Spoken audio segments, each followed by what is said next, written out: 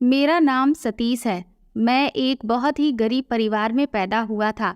14 साल की उम्र से मैं अपना गांव छोड़कर इस शहर में नौकरी ढूंढने के लिए आया था, ताकि मेरे घर के हालात बेहतर हो सकें। इस शहर में मैंने जगह जगह बहुत नौकरियां ढूंढी। कई साल तक तो मैंने एक ढाबे पर नौकरी भी की थी, लेकिन उसके बाद मुझे एक बड़े से बंगले में नौकरी मिल गई। मैं जिस घर में नौकरी करता था, वहाँ सिर्फ 2 पति पत्नी ही थे। उनकी खुद की कोई औलाद नहीं थी, जबकि उनकी शादी को 9 साल हो चुके थे। इस बंगले में मुझे मेरे ढाबे के मालिक ने ही लगवाया था, क्योंकि मेरे ढाबे के मालिक ने अपना ढाबा किसी वजह से बंद कर दिया था। उन्हें ये बात अच्छे से पता थी कि मैं उनके ढाबे पर अभी तो नौकरी कर रहा हूँ, लेकिन ढाबा बंद हो जाने के बाद मैं दर दर भटकने के लिए मजबूर हो जाऊंगा। इसीलिए उन्होंने मेरे ऊपर तरस खाकर इस दूसरी जगह पर मुझे लगवा दिया था। मैं जहाँ पर नौकरी के लिए अब लगा था, मेरा ये वाला मालिक भी पहले वाले मालिक की तरह अच्छा था, बल्कि ये तो मुझसे मेरे पहले वाले मालिक से भी ज़्यादा पैसे दिया करता था। मैं अपने घर अब पहले से ज़्यादा पैसे भेजने लगा था। मालिक का बिहेवियर भी मेरे साथ अच्छा रहता था। मालकिन भी बस ठीक ठाक ही थी। रात के टाइम पर मालकिन बहुत जोर जोर से खर्राटे मारती थी। मैं इस घर में इकलौता नौकर था और सारे ही काम किया करता था, क्योंकि मालिक और मालकिन को एक भरोसेमंद नौकर की ज़रूरत थी। मालकिन घर का कोई खास काम नहीं किया करती थी। इस वजह से वो ज़्यादातर अपने कमरे में रहती थी और मैं बेफिक्र होकर घर के सारे काम करता रहता था। एक रात जब मैं मालकिन के कमरे में किसी काम के लिए गया, तो अचानक ही मेरा पैर लड़खड़ा गया और मैं फिसलकर मालकिन के ऊपर ही गिर गया, जिससे मालकिन भी हड़बड़ाकर उठ बैठी और मैं वहां से भागने लगा। मैं भागना चाहता था, लेकिन दरवाज़ा इतनी देर में बंद हो चुका था। ये देखकर मेरे होश उड़ गए थे कि भला ये सब कुछ किसने किया है। मैं मालिक और मालकिन के कमरे में सफाई करने के लिए आया था, तो उनकी शादी की फ़ोटोज़ देखकर मैं चौंक गया था, क्योंकि मुझे यकीन नहीं हो रहा था कि मालकिन 9 साल पहले भी इतनी ही खूबसूरत थी जितनी अब थी। उनकी खूबसूरती देख करके तो मेरे होश ही उड़ गए थे। आखिर मैं भी एक मर्द था और अपने आसपास मैंने काफ़ी सारी खूबसूरत लड़कियों और औरतों को पहले भी कई बार देखा था। अब तो मैं जवान हो गया था। मेरे भी दिल में अब शादी के अरमान जागने लगे थे, लेकिन शायद इतनी जल्दी मेरी शादी नहीं हो सकती थी, क्योंकि अभी तक मेरे अपने हालात बेहतर नहीं हो सकते थे। मालकिन को देखकर मेरे दिल में चाहत होने लगी कि काश मेरी पत्नी भी मालकिन जितनी ही खूबसूरत हो। मेरे पिता लाचार आदमी थे, इसीलिए घर का खर्च चलाने के लिए मुझे ही गांव से शहर नौकरी करने के लिए आना पड़ा था। मैं अपने माता पिता का इकलौता बेटा था। मुझे अपने माता पिता का बहुत ख्याल था, इसीलिए मैं उनसे दूर रहकर काम कर रहा था और शहर में पैसा कमाने के लिए न जाने मैं कितने सारे काम कर चुका था। यहाँ मालकिन के घर में मुझे दिन रात काम करना पड़ता था, क्योंकि मालिक ने इतने काम के लिए मुझे डबल सैलरी देने का वादा किया था। मैं हर रोज़ फ़ोन पर अपने माता पिता से बात करता था। जब मैंने उनको बताया कि यहाँ पर काम करने के मुझे डबल पैसे मिल रहे हैं, तो मेरे माँ बाप बहुत खुश हो गए थे। उनका कहना था कि अगर ये नौकरी तुम्हें शुरू में ही मिल जाती, तो अब तक तो हमारा कितना फ़ायदा होता। मेरे पिता मुझसे कई बार शर्मिंदा भी होते थे कि मैंने अपने कम उम्र बेटे को काम पर लगा दिया है। मेरे पिता ने कहा कि बेटा, अगर मैं ठीक होता तो तुम्हारा बचपन इस तरह से कभी भी खराब नहीं होने देता। बस मेरी लाचारी ने मुझे मजबूर कर दिया है। मुझे माफ़ कर दो। अब तुम दिन रात काम करोगे तभी तो मेरा इलाज और घर का खर्च चलेगा। तुम फिक्र मत करो और अपना ख्याल रखो और बेफिक्र होकर सिर्फ अपने काम पर ही ध्यान दो। मेरे पिता बहुत अच्छे आदमी थे। उन्होंने हमेशा मेरे बचपन के खराब होने का बहुत अफसोस किया था। उनको लगता था कि बच्चों पर जिम्मेदारी तब डालनी चाहिए जब वह पूरी तरह से जवान हो जाएं, लेकिन शायद उनकी मजबूरी ने उनके ही बेटे पर बहुत जल्दी जिम्मेदारियां डलवा दी थी। मालिक और मालकिन के घर में काम करते हुए मुझे किसी तरह की कोई परेशानी नहीं थी। मुझे यहाँ पर रहने के लिए बंगले में अलग से एक बाहर ही छोटा सा क्वार्टर भी दिया गया था। मैं उसी में रहता था। आज मैंने सारा दिन बंगले में गुजार दिया। तब तो मालिक और मालकिन का बिहेवियर मेरे साथ अच्छा था।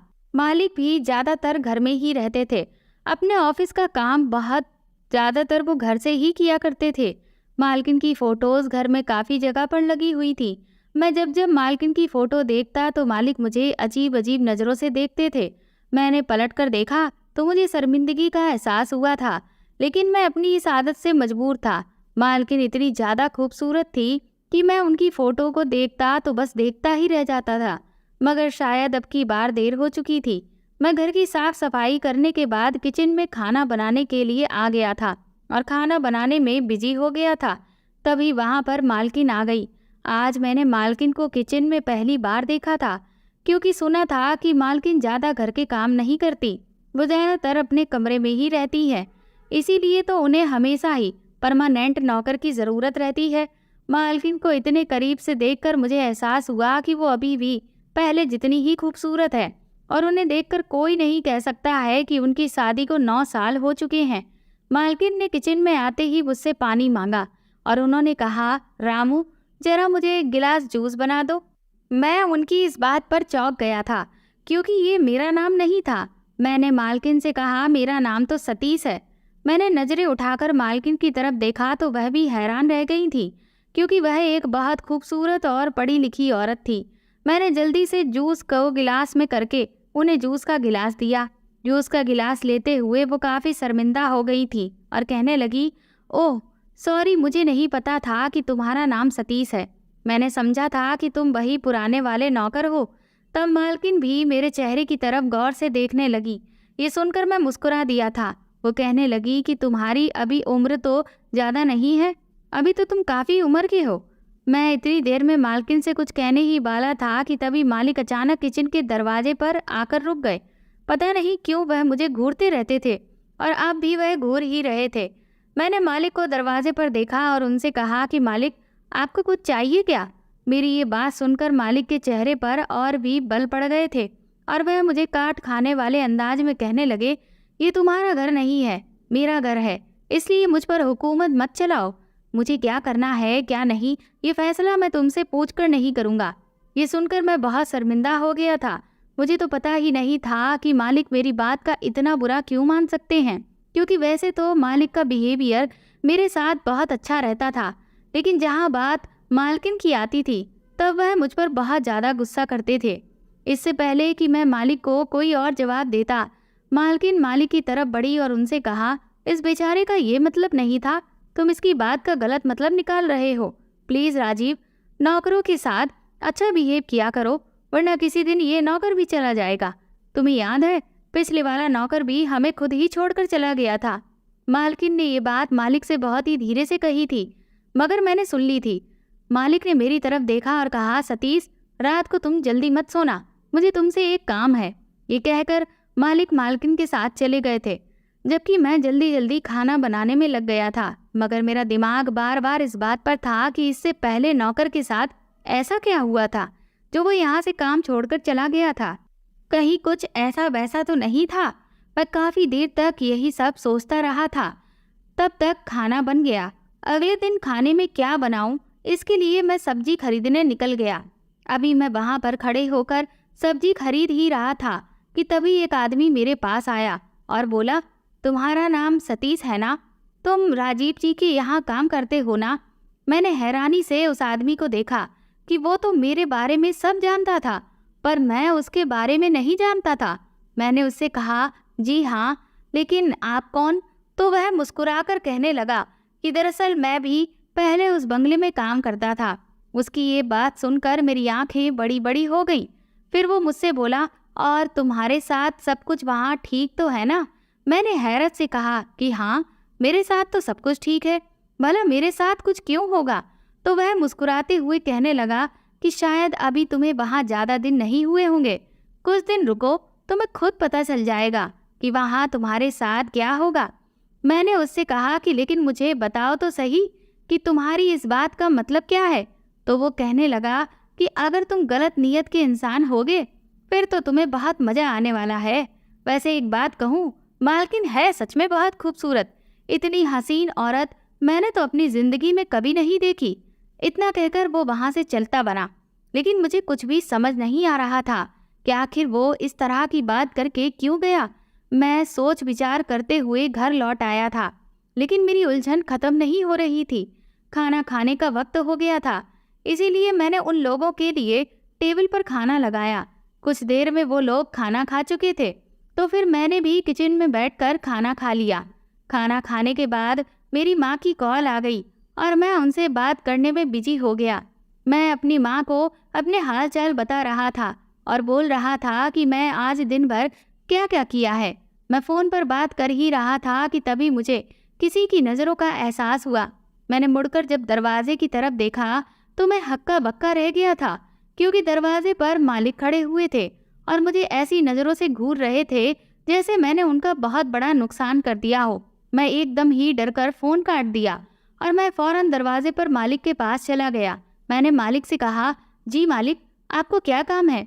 मैंने मालिक से सिर्फ इतना ही कहा था कि अचानक मालिक ने मेरा गिरेबान पकड़ लिया और कहने लगे, तुम्हें कहा था ना कि खाना खाने के बाद मेरे कमरे में आ जाना, भूल गए थे क्या? ये सुनकर मैं अचानक चौंक गया। मुझे याद आया कि सच में ये मेरी ही गलती है, लेकिन एक तरफ से मैं बहुत ज़्यादा परेशान था। शुरू के दिनों में मालिक का बिहेवियर मेरे साथ बहुत अच्छा था। जब मैं यहाँ पर नया नया आया था, मालिक का बिहेवियर ठीक था। अब जब से मुझे यहाँ पर काम करते हुए 1 हफ्ता होने वाला था और मेरी यहाँ पर नौकरी 24 घंटे की पक्की हो गई थी, तब से ही मालिक का बिहेवियर मेरे साथ बहुत गलत होने लगा था और वो मुझे अजीब गुस्से वाले बिहेवियर में बातें कर रहे थे। मैंने मालिक से कहा, मालिक मुझे माफ़ कर दो, मुझसे गलती हो गई है। मैंने मालिक के सामने हाथ जोड़े तो उन्हें मुझ पर तरस आ गया। वो कहने लगे, चलो फ़ौरन जल्दी से मेरे साथ मेरे कमरे में आओ। उन्होंने मेरा गिरेबान छोड़ दिया था और अपने कमरे में चले गए थे। मैं जल्दी से अपनी शर्ट को ठीक किया, क्योंकि मालिक ने जब मेरा गिरेबान पकड़ा तो मेरी पूरी शर्ट ऊपर हो गई थी। मैं मालिक के कमरे में गया तो मालकिन उस टाइम कमरे में मौजूद नहीं थी। मालकिन बाहर गार्डन में अपनी एक सहेली के साथ फ़ोन पर बातें कर रही थी। मैं जैसे ही मालिक के कमरे में गया, मुझे देखते ही मालिक ने मेरे हाथ में बहुत ही महंगे कपड़े पकड़ा दिए और कहा कि जल्दी से ये कपड़े पहन लो। मालिक की ये बात सुनकर के तो मेरे होश ही उड़ गए थे।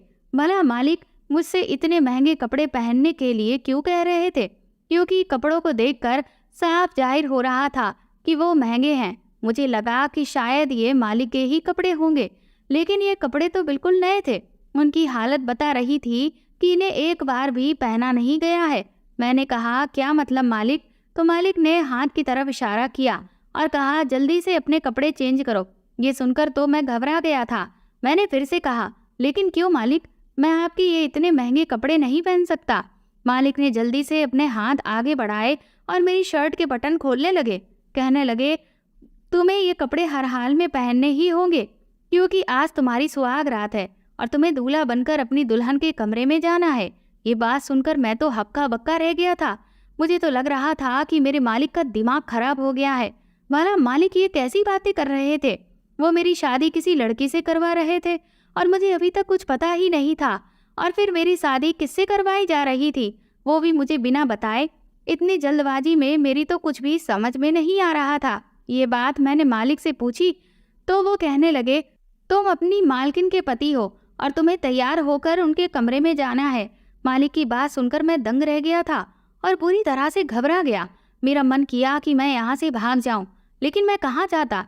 इस तरह नौकरी छोड़कर तो मैं यहाँ से नहीं भाग सकता था और रात के इस टाइम अपने घर भी नहीं जा सकता था, क्योंकि मेरा घर तो यहाँ से बहुत दूर था। और ऐसे अचानक अपने घर अगर मैं यहाँ से भागकर चला भी जाता तो मेरे बूढ़े माता पिता सोचते कि मैं अचानक नौकरी छोड़कर घर क्यों चला आया हूँ। वो तो मुझे देखकर परेशान ही हो जाते। अपने माता पिता को परेशान करने से बेहतर है कि खुद ही किसी तरह से इस परेशानी को हैंडल कर लूँ। इसीलिए मैंने मजबूरी में मालिक के कपड़े पहन लिए और मालिक ने अपने हाथों से मेरे बालों का हेयर स्टाइल बनाया और मेरे ऊपर अपना नया परफ्यूम भी छिड़क दिया, जिसकी खुशबू सारे कमरे में फैल चुकी थी। मुझे अपने सबसे महंगे वाले जूते भी पहनने के लिए दिए गए। मैं इतना ज़्यादा स्मार्ट लग रहा था कि खुद को पहचान ही नहीं पाया। मैं दिल ही दिल में सोचने लगा कि जब मैं अपनी शादी पर दूल्हा बनूंगा तो इसी तरह से खूबसूरत दिखाई दूंगा। लेकिन मेरी दुल्हन की बात पर अचानक मेरे दिमाग में मालकिन आ गई थी और मैं परेशान होकर सोच में पड़ गया, क्योंकि मुझे अभी इस हालत में तैयार होकर मालकिन के कमरे में जाना था, क्योंकि मालिक मुझ पर दबाव बना रहे थे। अगर मैं ऐसा नहीं करता तो मालिक मुझे नौकरी से निकाल देते और इस टाइम मेरे लिए नौकरी छोड़ना बहुत बड़ी मुसीबत का सामना है। इस मुसीबत से निकलने का रास्ता मैं सोच सोच कर थक चुका था। मुझे मालकिन वैसे तो देखते ही पसंद बहुत आई थी, लेकिन मेरे दिमाग में उनके लिए कभी कुछ गलत नहीं आया था। ये मेरे मालिक का हुक्म था, जिसे अगर मैं नहीं मानता तो मुझे इस नौकरी से हाथ धोना पड़ता। ये नौकरी मेरे लिए बहुत ज़रूरी थी, इसीलिए मैं ना चाहते हुए भी मालकिन का दूल्हा बनकर तैयार हो गया था। जब मैं तैयार हो गया तो मालिक ने मेरा हाथ पकड़ा और मुझे ज़बरदस्ती मालकिन के कमरे तक ले आई। मेरी तो कुछ भी समझ में नहीं आ रहा था कि मालिक क्या करना चाहते हैं। मैं अगर उनसे कोई भी सवाल करता तो वह मुझे घूर कर देखते और खामोश होने को कहते थे। वह मुझे मालकिन के कमरे तक ले गए। मालकिन अपनी सहेली से काफ़ी देर तक गार्डन में बात करने के बाद अपने दूसरे वाले कमरे में जाकर सोने के लिए लेट चुकी थी, क्योंकि मुझे मालिक के साथ तैयार होते हुए 1 घंटा लग गया था। मालिक मुझे देखकर कहने लगे, ये तुम्हारी दुल्हन का कमरा है और तुम्हारी दुल्हन सो रही है। जाओ और उसे नींद से जगा दो और सारी रात अपनी पत्नी के साथ रहो। ये सुनकर मैंने मालिक से कहा, मालिक आप होश में तो हैं? आप ये कैसी बातें कर रहे हो? मालकिन का पति मैं कैसे हो सकता हूँ? अगर मालकिन को ये सब कुछ पता चल गया तो वह मुझे धक्के देकर घर से निकाल देंगी। मैं उनकी नज़र में गिर नहीं सकता हूँ। मालकिन मुझे गलत समझेंगी। अगर मालकिन ने मुझ पर इल्ज़ाम लगाकर सब जगह बदनाम कर दिया तो फिर मैं तो किसी को मुंह दिखाने के काबिल भी नहीं रहूँगा। मेरे बूढ़े माता पिता हैं जिनका इस दुनिया में मेरे अलावा कोई भी नहीं है। अगर उन लोगों को ये बात पता चल गई तो वो लोग जीते जी मर जाएंगे। मैं अपने माता पिता को क्या मुंह दिखाऊंगा कि मैं यहाँ नौकरी करने के लिए आया था, लेकिन मैंने यहाँ पर क्या किया? अगर अपनी मालकिन के साथ मैंने ऐसा कुछ कर दिया तो मैं सबकी नज़र में गिर जाऊंगा। दुनिया मुझ पर थूकेगी। मैंने अपने मालिक के पैर पकड़ लिए और मैं गिड़गिड़ाकर उनसे कहने लगा, मालिक मुझे छोड़ दो, मुझसे ये पाप मत करवाओ। मालिक मुझे जाने दो। मालकिन बहुत अच्छी औरत है। मैं उनकी नज़रों में गलत नहीं बनना चाहता। मैं अपने मालिक के आगे बहुत गिड़गिड़ा रहा था, लेकिन उनको मेरी किसी भी बात का कोई फ़र्क ही नहीं पड़ रहा था। जब शुरू में मैं यहाँ नौकरी पर लगा था तो मालिक का बिहेवियर देखकर ही मैं यहाँ पर नौकरी करने का फ़ैसला किया था। अब मुझे समझ आ रहा था कि शायद मालिक को कोई नौकर नहीं मिल रहा था, इसीलिए उन्होंने मेरे साथ अच्छा बिहेव रखा था। लेकिन मुझे नहीं पता था कि आदमी इतना घटिया है। अगर ऐसा पता होता तो मैं कभी भी यहाँ पर नौकरी नहीं करता।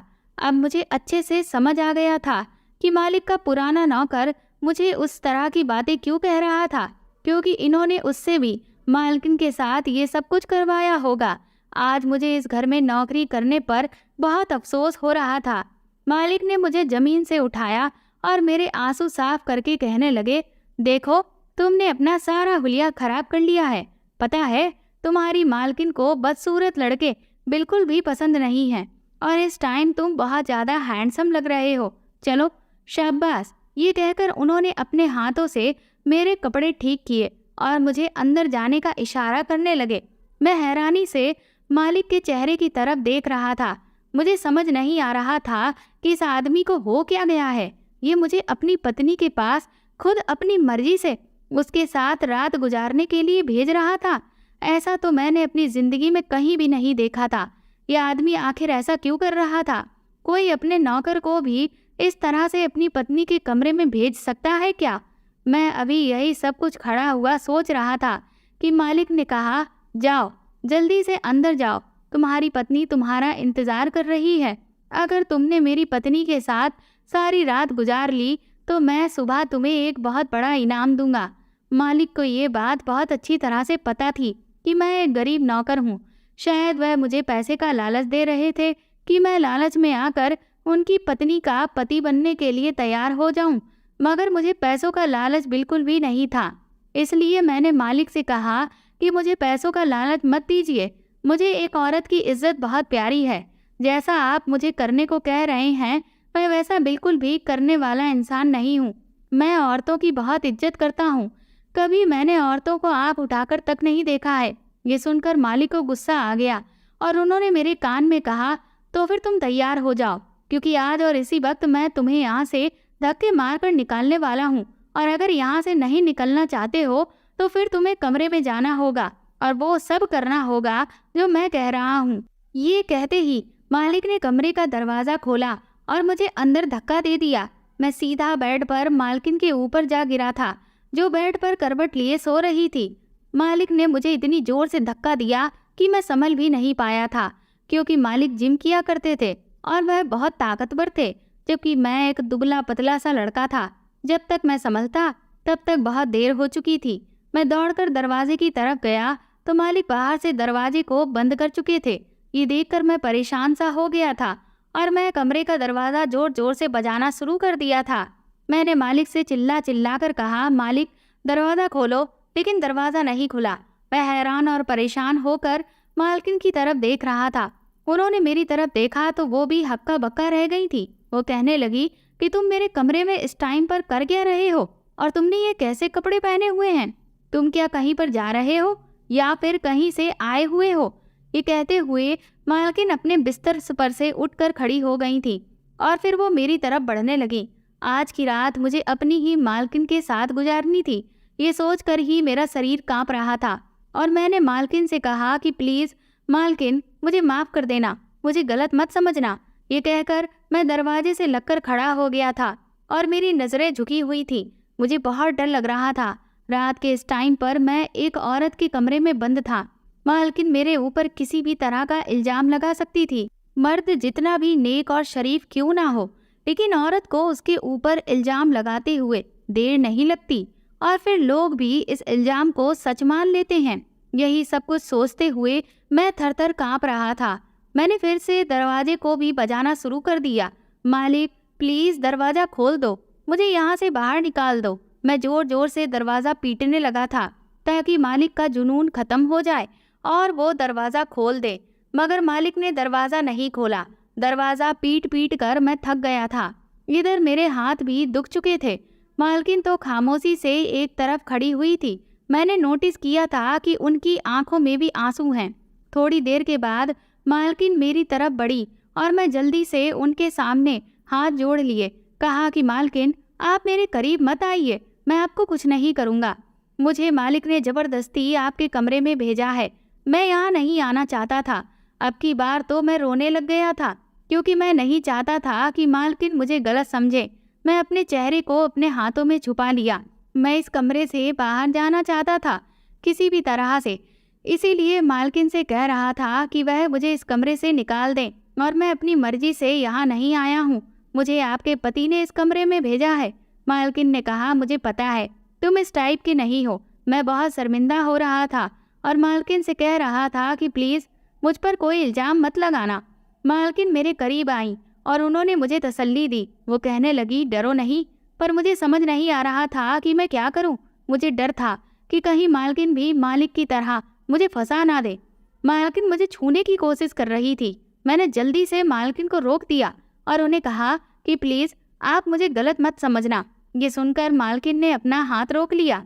उन्होंने मुझसे कहा, मैं बस तुम्हें तसल्ली देने के लिए तुम्हारे करीब आना चाह रही थी।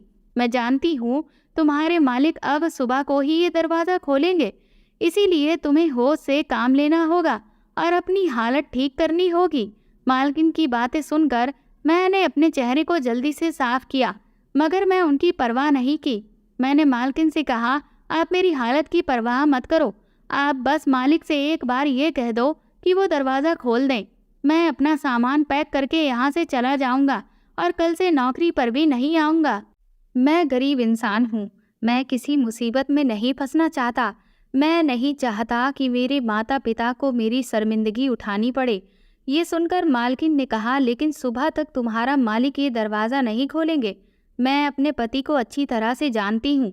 ये कहकर मालकिन अपने सोफे की तरफ बढ़ गई। मैं डर गया था और उनसे कहने लगा कि ये आप ऐसे क्यों कह रही हैं? मालकिन, मैं ये कपड़े आपके लिए पहनकर नहीं आया हूँ। ये तो मालिक ने मेरे साथ ज़बरदस्ती की है, मुझे ज़बरदस्ती ये कपड़े पहना दिए हैं। ये कहकर मेरे चेहरे पर पसीना आने लगा था। मालकिन ने मेरी तरफ देखा और कहा, मैं जानती हूँ, मगर तुम सारी रात इस तरह से बैठे बैठे थक जाओगे। तुम बेड पर सो जाओ, मैं सोफे पर सो जाऊंगी। मालकिन ने मुझे बेबसी से देखा तो मैं उनसे कहने लगा, आप ये किस तरह की बातें कर रही हो मालकिन? मालकिन तब तक सोफे पर लेट चुकी थी और उन्होंने सोने के लिए अपनी आंखें बंद कर ली थी। लेकिन वो ऐसा क्यों कर रही थी? मेरी तो कुछ भी समझ में नहीं आ रहा था। शायद उन्होंने जानबूझकर अपनी आंखें बंद कर ली थी। मालकिन सो चुकी थी, लेकिन मैं अभी तक जमीन पर ही बैठा हुआ सब कुछ सोच रहा था। मुझे मालकिन ने कोई बात नहीं बताई थी। मैं सोच रहा था कि अगर किसी औरत के कमरे में कोई मर्द अचानक से घुस आए तो वो घबरा जाती है, लेकिन मालकिन के चेहरे पर मुझे किसी तरह की कोई घबराहट नजर नहीं आ रही थी। बस एक अफसोस था जो कि मुझे नजर आ रहा था, लेकिन अब वह अफसोस भी शायद खत्म हो गया था, क्योंकि मालकिन सोफे पर लेटकर गहरी नींद में सो चुकी थी और पूरा खाली बेड उन्होंने मेरे लिए छोड़ दिया था। सारी रात इसी तरह से सोते हुए और जमीन पर बैठे हुए गुजर गई थी। इसी तरह सारी रात मेरी जागते जागते ही गुजरी। सुबह हुई तो मैं कुछ ऊँग रहा था, मगर जैसे ही मुझे दरवाज़ा खोलने की आवाज़ सुनाई दी, मैंने फ़ौरन दरवाजे की तरफ देखा और मैं दरवाजे की तरफ चलता हुआ गया। मगर इससे पहले कि मालिक अंदर आ गए होते और मेरी तरफ देखने लगते, मैं काँपने लगा था। मुझे गौर से देखने के बाद वो सोई हुई मालकिन के पास गए और उन्हें नींद से जगा दिया और कहने लगे, उठो काव्या, काफ़ी देर हो गई है और ये नौकर तुम्हारे कमरे में क्या कर रहा है? ये सुनकर मालकिन जाग गई थी। तभी मालिक ने मालकिन का हाथ पकड़ा और उन्हें साइड पर ले जाकर उनसे न जाने क्या क्या बातें करने लगे थे। वो मेरे बारे में ही कुछ बात कर रहे थे, जिसे सुनकर मालकिन के चेहरे की रंगत उड़ चुकी थी। ये देखकर मैं चौंक गया था, मगर अब मैं आज़ाद था, इसलिए जल्दी से बाहर जाने लगा था। तभी मालिक ने मुझसे कहा, ठहरो, ये नए कपड़े उतार दो, मुझे कुछ चेक करना है और तुम जल्दी से मालकिन के लिए नाश्ता बनाकर लाओ। ये सुनकर मैं फ़ौरन कपड़े चेंज करने के लिए चला गया था। कपड़े चेंज करने के बाद मैंने जल्दी से नाश्ता बनाया और मैं अपने कमरे में आकर लेट गया था। फिर मैंने फैसला कर लिया था कि मैं अब यहाँ से चला जाऊँगा। मैं सारी रात मालकिन के कमरे में जागता रहा था, इसीलिए मैं बहुत ज़्यादा थक चुका था। मैं जल्दी से किचन में गया और सारा नाश्ता बना चुका था। ये देखकर मैं डर गया, क्योंकि यकीनन मेरी शामत आने वाली थी। लेकिन मैं उस वक्त हैरान रह गया जब मालिक ने मुझे कुछ भी नहीं कहा। लेकिन मैंने सोच लिया था कि मैं आज शाम तक ही अपने गांव के लिए रवाना हो जाऊंगा। मैं टेबल पर नाश्ता लगा रहा था और मालिक मुझे बड़ी गौर से देख रहे थे। उसके बाद मैं किचन में खामोश खड़ा रहा और मालिक से बात करने का मौका ढूंढ रहा था। मैंने मालिक से मौका मिलते ही बात की और उनसे कहा कि मालिक, मैं आज शाम तक यहाँ से जा रहा हूँ। मालिक मेरी बात सुनकर हैरान होकर चौंक गए और उन्होंने कहा कि तुम्हें याद है कि जब तुम पहले दिन हमारे यहाँ नौकरी पर आए थे तो मैंने खुशी खुशी तुम्हें 30,000 रुपये दिए थे। तुमने वो 30,000 रुपये अपने माता पिता के पास भेज दिए थे। अगर तुम चाहो तो अभी मेरे वो 30,000 रुपये मुझे दे दो और तुम आज शाम तक, क्या तुम अभी इसी वक्त यहाँ से चले जाना। मालिक की बात सुनकर मैं हैरान रह गया था कि उन्होंने मुझे ब्लैकमेल करने के लिए पैसे दिए थे। मालिक ने कहा, आज रात फिर से तुम्हें अपनी मालकिन के कमरे में जाना है। मैंने मालिक से कहा कि आप ये सब मुझसे क्यों करवा रहे हो। मालिक कहने लगे, ये काम तो तुम्हें करना ही होगा। ये बात सुनकर मैं फिर से हक्का बक्का रह गया था। मुझे लगा था कि मालिक का जुनून खत्म हो चुका है, मगर मालिक तो आज भी मेरे साथ वही करने वाले थे। लेकिन न जाने क्यों आज मैं ये नहीं सह सकता था। मैं चुपचाप उनकी बातें सुनता रहा था। मैंने मालिक के आगे हाथ जोड़ दिए और कहा, मालिक मुझे माफ़ कर दीजिए, मैं मालकिन के साथ ये सब कुछ नहीं करना चाहता। मालिक ने मेरे हाथ पकड़े और कहा, जैसे मैं कहता हूँ चुपचाप वैसा ही करो, नहीं तो पैसों का बंदोबस्त करके ही तुम यहाँ से जा सकते हो। ये सुनकर मैं फिर से परेशान हो गया था। रात हो चुकी थी और मालिक ने फिर से मुझे अपने नए कपड़े पहनने के लिए दिए और कहा कि ये कपड़े मेरे हैं और तुम्हारी मालकिन को मैं इन कपड़ों में बहुत पसंद आता हूँ। आज की रात वो तुम्हें इन कपड़ों में देखेगी तो उसके होश उड़ जाएंगे और तुम अपने काम में कामयाब हो जाओगे। मैंने मालिक की बात सुनकर कुछ भी नहीं कहा और चुपचाप कपड़े चेंज करने के लिए चला गया। मैंने कपड़े चेंज कर लिए। जब मैं बाथरूम से बाहर आया तो मालिक मुझे देखते ही खुश हो गए और उन्होंने कल की तरह अपना परफ्यूम मेरे ऊपर छिड़क दिया और फिर उन्होंने मुझे मालकिन के कमरे में जाने के लिए कहा।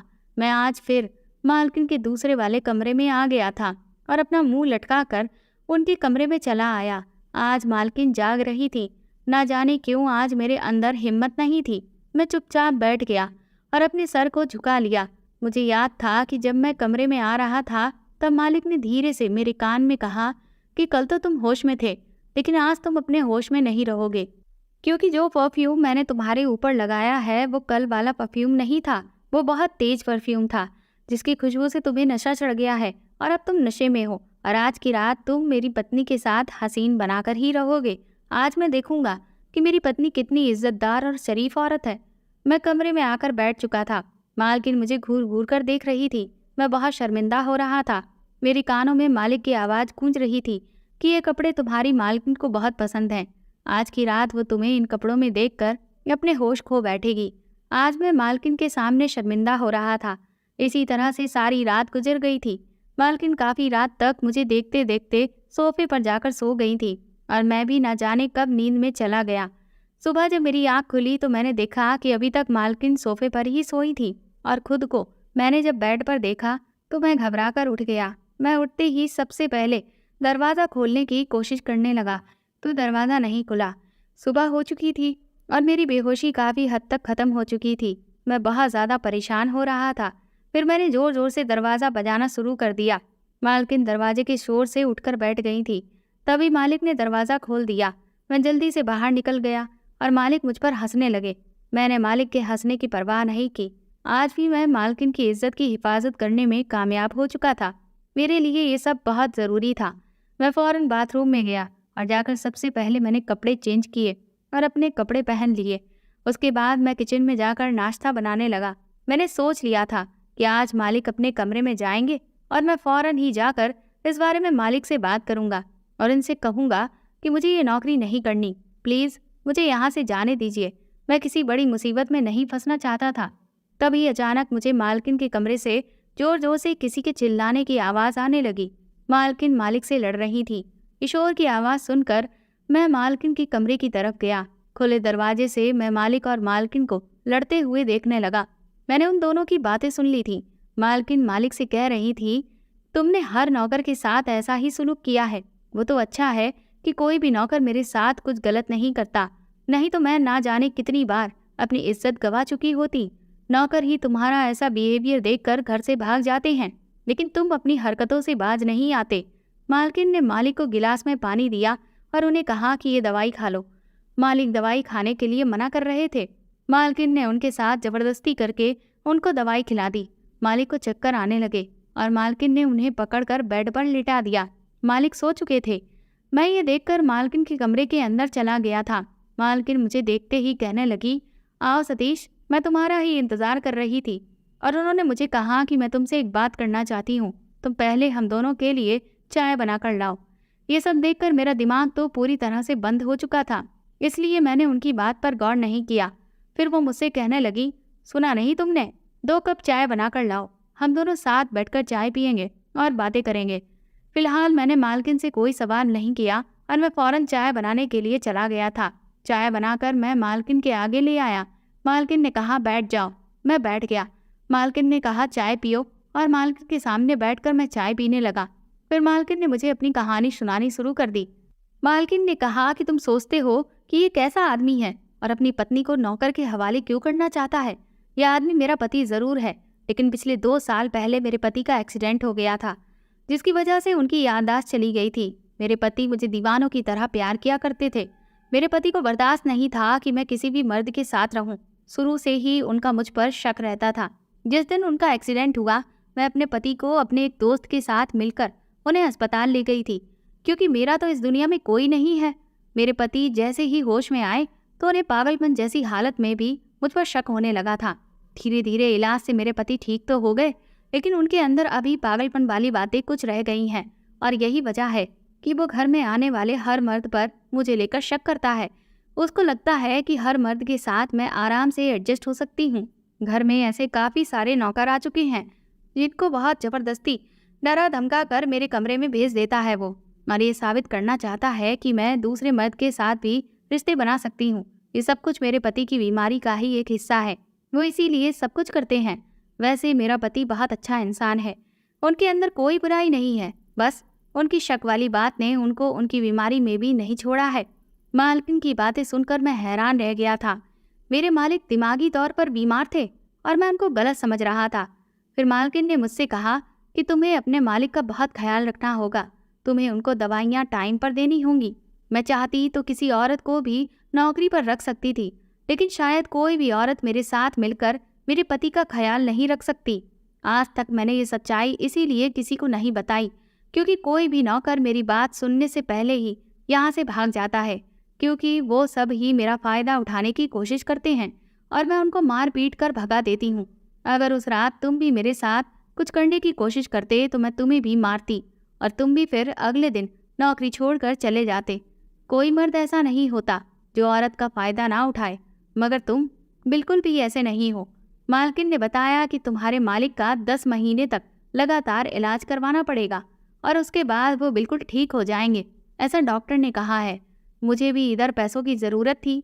मैंने इनकार नहीं किया और मालिक को ठीक करने का फैसला किया। मैं मालिक के कहने के मुताबिक हर रात मालकिन के कमरे में चला जाता था और फिर इसी तरह से मैं मालिक को अपनी बातों में लेकर उनको दवाइयाँ भी खिला देता था, क्योंकि मालिक दवाइयाँ नहीं खाना चाहते थे। धीरे धीरे मालिक का इलाज भी पूरा हो गया और मालिक ठीक हो गए। जिस रात मालिक मुझे मालकिन के कमरे में भेजते मैं चला जाता और जब नहीं भेजते तो नहीं जाता। धीरे धीरे मालिक बिल्कुल नॉर्मल हो गए थे, क्योंकि कभी कभी इंसान के दिमाग में जो बातें होती हैं वो उसकी दिमागी संतुलन खोने के बाद भी उसके दिमाग में बैठी रहती हैं। और यही सब कुछ मेरे मालिक के साथ भी हुआ था। वो मालकिन को दीवानों की तरह प्यार करते थे और चाहते थे कि उनकी पत्नी उनके सिवा किसी और को ना देखे।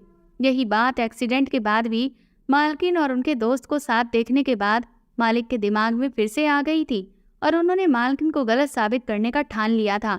मालिक की तबीयत दिन ब दिन ठीक होने लगी थी और मालकिन मेरी शुक्रगुजार थी। अब मुझे इस बंगले में नौकरी करते हुए काफ़ी साल हो गए हैं। मालिक बिल्कुल ठीक है।